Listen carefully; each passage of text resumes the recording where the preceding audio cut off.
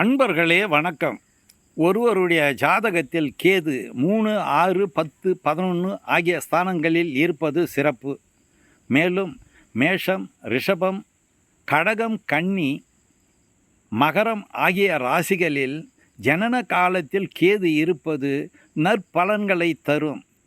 மேற்கூறிய ராசிகளே 3, 6, 10, 11ஆம் இடமாக அமையும் பட்சத்தில் சிறப்பான பலனை கேது பகவான் தருவார். இயற்கை சுவர்களின் ராசியில் கேது இருந்து அந்த ராசிகள் கேதுவுக்கு நட்பு ராசிகளாக அமைந்துவிட்டால் தன்னுடைய தசை புத்திகளில் அற்புதமான பலன்களை கேது தருவார். கேது ஜனன காலத்தில் ஆட்சி, உச்சம், நட்பு இவற்றின் மூலமாக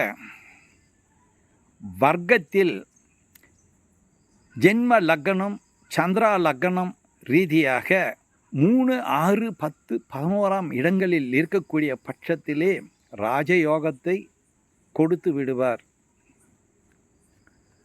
அடுத்தபடியாக ரிஷபம், மிதுனம், கன்னி, துலாம், தனுசு ஆகிய ராசிகளுக்குள் சுப கிரகங்களின் சம்பந்தம் அமைந்துவிட்டால் அவரது தசை புத்தி காலங்களிலே மிக சிறந்த பலன்களை வாரி வழங்குவார். மேலும் 1, 4, 7, 10 ஆகிய ஸ்தானங்களில் இருந்தால் திரிகோணாதிபதி சம்பந்தம் ஏற்பட்டால் தனது தசையில் அற்புதமான பலன்களை கேது பகவான் வாரி வழங்குவார். மேலும் கேது 1, 5, 9 ஆகிய ஸ்தானங்களில் இருந்து திரிகோணாதிபதி சம்பந்தம் ஏற்பட்டால் தனது தசையில் ராஜயோகத்தை வாரி வழங்குவார். நன்றி, வணக்கம், வாழ்க வளமுடன்.